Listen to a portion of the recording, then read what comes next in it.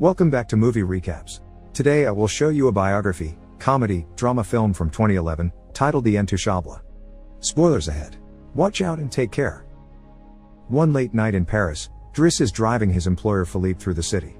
When waiting in traffic gets too boring, Driss breaks the speed limit and begins driving quite fast, dodging other cars and not caring about traffic signs. This causes the police to go after him, and Driss bets €100 that he can lose them, but after driving under a bridge, the cops catch up by ambushing them from both sides. Driss doesn't look too worried though, and this time, he bets €200 that he can get them an escort. The cops make him leave the car and he starts acting then, behaving offendedly and telling them Philippe can't move and he was taking him to the hospital. The officers find proof of this when they find the wheelchair in the truck and, when approaching Philippe, they see him convulsing, which is also an act. Seeing as it's an emergency, the cops forgive Driss for breaking the speed limit and offer themselves as escorts on his way to the hospital. To celebrate winning the bet, Driss plays September by Earth, Wind and Fire, and when they arrive at their destination, he shares a smoke with Philippe as soon as the cops are gone. Driss promises he'll handle it and drives them away just before the hospital staff could find them. This friendship began many months ago. Philippe and his assistant Magali are holding interviews to find a new caretaker for him, but it isn't going too well, because all applicants have very standard or awkward answers to their interview questions.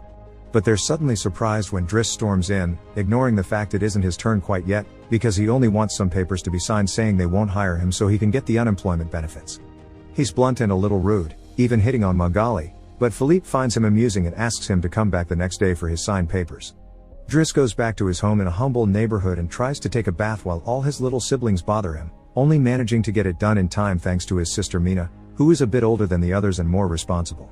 While waiting for their mom to arrive, he looks through the window and notices his brother Adama getting out of a suspicious car. When the boy enters the apartment, he just says he was at school and leaves again after grabbing his bag, causing Driss to be even more sure that he's up to something. In the evening, his mom arrives, and he gives him a Fabergé egg he stole and tells her he's been away on vacation when she asks. She isn't happy to see him though, because he disappeared for 6 months and never called, and now he's shown up out of nowhere as if her home was a hotel.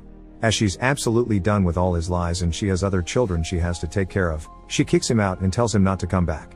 Driss spends the night having a smoke and some snacks with some neighborhood friends. The next day, Driss goes back to Philippe's house for his papers, and he's received by the housekeeper Yvonne, who shows him around the place and tells him about Philippe's daily routine. She also shows him the room he would get for himself with his very own bathroom. Driss can't help staring at the bathtub before he's dragged to see Philippe, who offers the signed sheet of paper but also a job opportunity.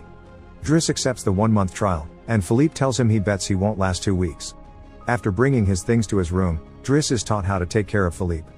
He must learn how to keep his legs stimulated, how to put him in the wheelchair, how to help him shower and change his clothes. Things get awkward when Driss discovers he must put on him some high stockings and even clean his butt after Philippe uses the bathroom, but no matter how much he complains and says he won't do those chores, he ends up accepting them as part of his job. Later in the evening, while he's enjoying a snack on the roof, he's interrupted by Philippe's daughter Elisa and her boyfriend Bastien, who are looking for a private place to make out, and he kicks them both out after refusing to share his beer. Driss quickly gets used to the daily routine with Philippe, even if at first he does make some mistakes he learns from, like handing the phone to Philippe instead of putting it on his ear or forgetting the baby monitor while having a bath. He also learns to organize his mail in different folders, most of the letters he opens for Philippe, but there's a series of private ones he isn't allowed to look at. When he finds a flyer promoting female escorts, he decides to start a file just for those instead of throwing them in the trash as Philippe says. It's not all work in this new life though. Driss still makes sure to have a good time, he keeps trying to hit on Magali to no avail, and sometimes calls escorts to join him in bed. One morning, after Yvonne comes to his room to scold him for being late, she finds some dangerous weapons in his bag, but she doesn't comment on them yet. Driss' work today is to drive Philippe around, but he refuses to put him in the back of a van as if he was cargo, so instead, he takes him on one of the fancy cars that don't see much use. Philippe, who first thinks this isn't suitable and says they should be pragmatic, is soon getting excited at the idea of a faster, less boring ride, although Yvonne still disapproves. When they try to leave the building, there's a neighbor parked at their entrance, ignoring the sign on the door that says it's forbidden. Driss wastes no time and goes after the guy, grabbing him by the front of his shirt and threatening him until he moves the car. Philippe is impressed by his actions, but Yvonne, once again, disapproves. The pair goes to a museum, where Philippe is planning to buy a piece of artwork that Driss considers not worth the money because it's just a red blotch on the canvas. Afterward, Philippe meets with a relative of his, who tells him everyone is worried about Driss since he can be violent. He's also discovered he has a criminal record, but Philippe doesn't care. He appreciates Driss because he doesn't pity him and doesn't mind joking around with him. After another failed attempt at hitting on Magali, Driss has dinner with Yvonne in the kitchen while listening to Philippe dictate a letter to Magali. Claiming it's a private conversation, Yvonne turns off the baby monitor and proceeds to explain what's going on. Philippe is pen pals with a woman called Eleanor. Those are the letters he didn't let Driss open. But he's never met Eleanor in person. Their relationship is purely epistolary. Speaking of love, Driss teases Yvonne for the looks the gardener gives her all the time before going to bed. He's trying to sleep when he hears some weird sounds coming from the baby monitor. Philippe is having trouble breathing.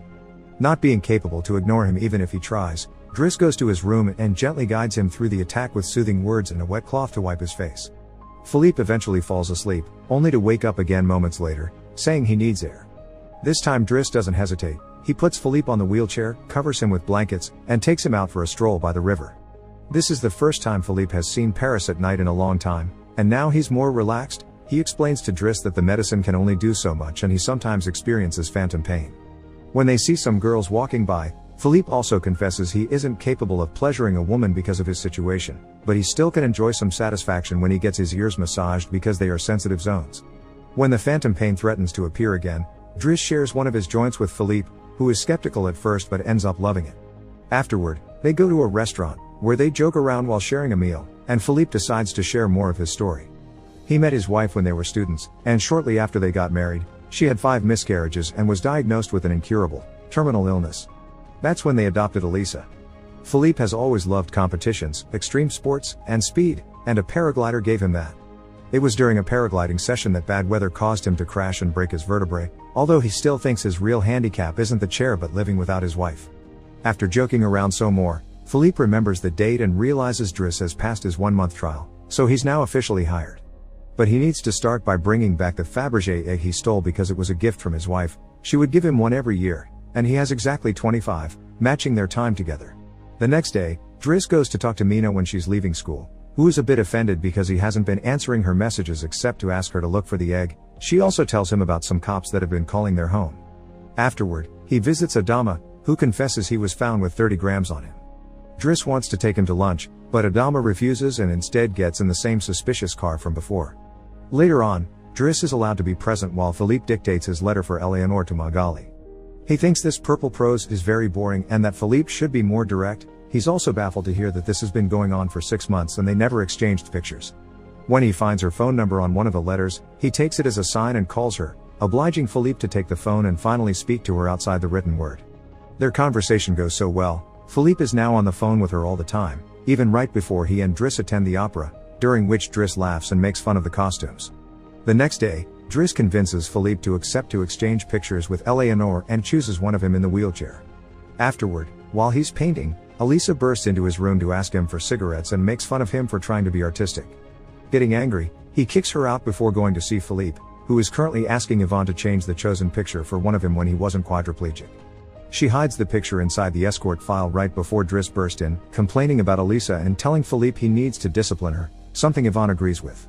Philippe agrees to talk to her, but he's mostly surprised when Driss lets it slip that he's been painting. Days continue to pass, and the friendship between Philippe and Driss continues to grow. Driss takes him to play in the snow and brings him with him when he goes out for a run. Philippe gets him his first suit and scolds his daughter while Driss listens to him through the baby monitor. When Driss finishes his first painting, he shows it to Magali, who slaps him when he tries to kiss her. Philippe, however, likes the painting and promises he'll try to sell it. The two of them have a great time with each other, enjoying things like getting a faster car, sharing joints, and even hiring escorts together. When Philippe's birthday comes, he isn't very excited about it. Every year, he pretends to be surprised that they're throwing a party and has to meet with all these relatives that only come to see him on the date to check he's still alive. Philippe says it'll all be rather boring.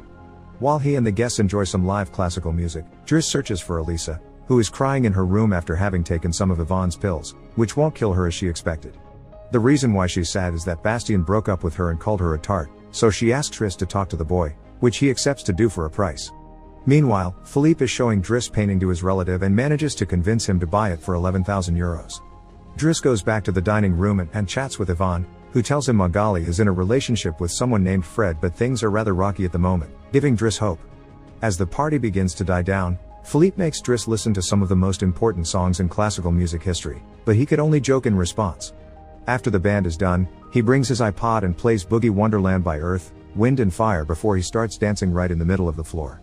He's an incredible dancer and he even convinces the rest of the party to join him and dance with him, which Philippe enjoys watching.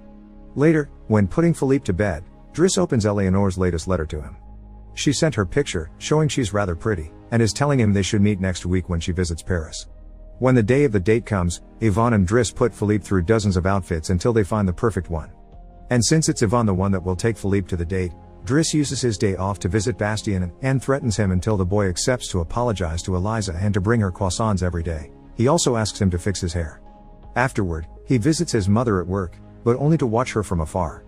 At the restaurant, Yvonne and Philippe are waiting for Eleanor, who is very late. After waiting for an hour, Philippe gives up, calls Driss to ask him to take him away, and then leaves the restaurant without noticing Eleanor is arriving at the same time. That same night, Philippe takes Driss with him in his private plane and gives him the money he got for selling the picture, making him immeasurably happy. They make it to the countryside the next morning, and Philippe decides to go paragliding, dragging Driss with him as well. Driss doesn't want anything to do with it, but after initially freaking out, he ends up enjoying the experience. When they return home, Adama is there waiting for Driss and gets scolded when he sees the scars on his face. Adama will still not tell Driss what's happening in his life though, so Driss makes him wait in his room while he calls Mina to tell her not to worry and goes to put Philippe to bed. Philippe, however, isn't sleepy yet. After making Driss look at a painting with him, he asks him about his family, which Driss at first doesn't want to talk about but eventually gives in. It turns out Adama technically isn't his brother and his parents aren't actually his parents, they're his aunt and uncle. They fetched him from Senegal when he was 8 because they couldn't have kids, and his real name is Bakari Bassari, but because other kids had that name, they called him Idris, and that became Driss. One day, his aunt miraculously was able to conceive, and after his uncle died, there were other men and more kids as well.